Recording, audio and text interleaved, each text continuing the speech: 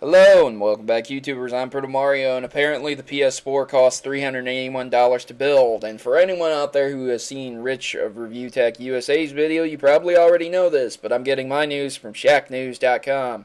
So, with PlayStation 4 consoles coming out by the dozens every second, it seems that it's time for us to figure out how much it costs. The folks at the IHSI Supply, and that's really weird spelled, so if you want this reference, just make sure to head over to Shack News. They've been tearing down systems for years and giving good estimates for manufacturing costs. Supporting new hardware, the cost of making a PlayStation 4 is $381, just less than $18 at retail price. As All Things D points out, quote, Sony is taking a very small gross profit margin and even possible loss on the console. This pales in comparison to the Sony PlayStation 3 because it cost over $800 to make that when they only sold it for $600 and eventually $300.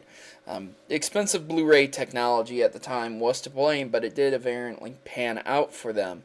According to the teardown, the AMD chip inside the PS4 was the most expensive component, costing $100 to build, memory added $88, and the highly regarded DualShock 4 cost about $18 to make, which is, pretty cheap when you think about it.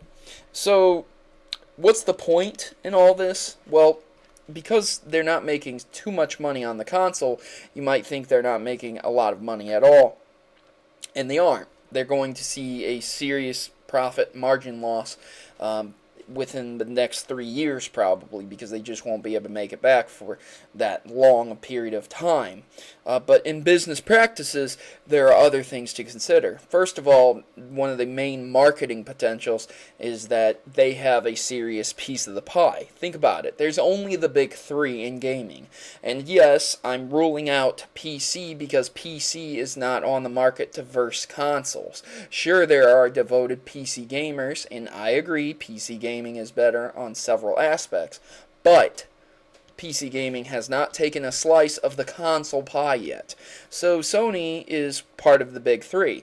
If Sony dropped out, it would be dropping all the potential for that pie, leaving Nintendo and Microsoft there. While Sony may not be taking away the most profits of that pie, they are still taking profits of that pie, and at any point in time, Nintendo and Microsoft might throw up their hands and say, fine, F it, you take it. We're tired of losing this money. So it may just be a neck-and-neck race right now. Nintendo may be tanking. Microsoft may be tanking on their console developments and selling their consoles.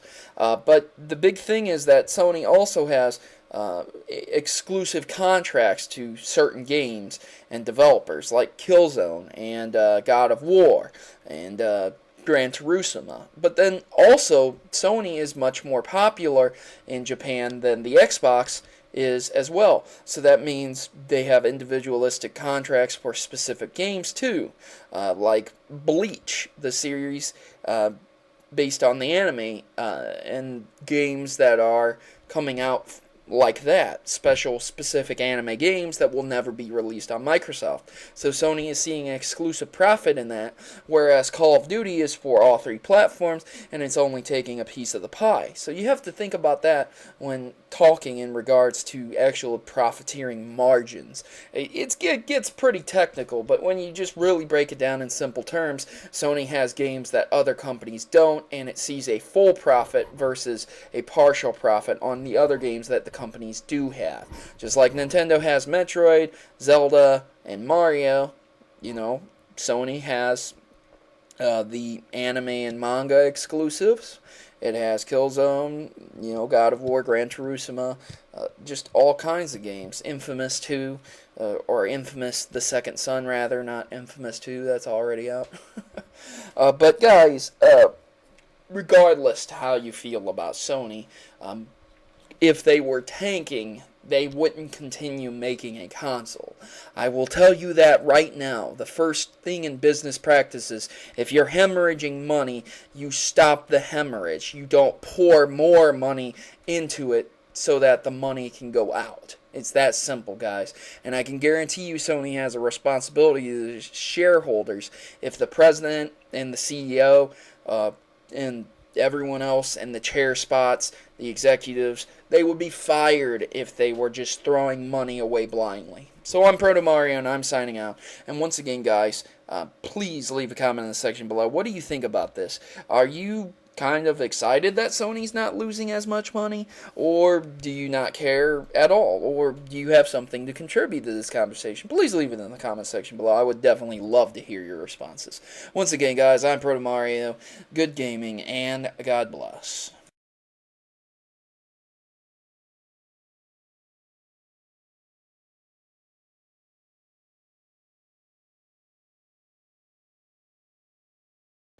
I hope you enjoyed that video, guys. And now, time for a service announcement from the Maverick Army.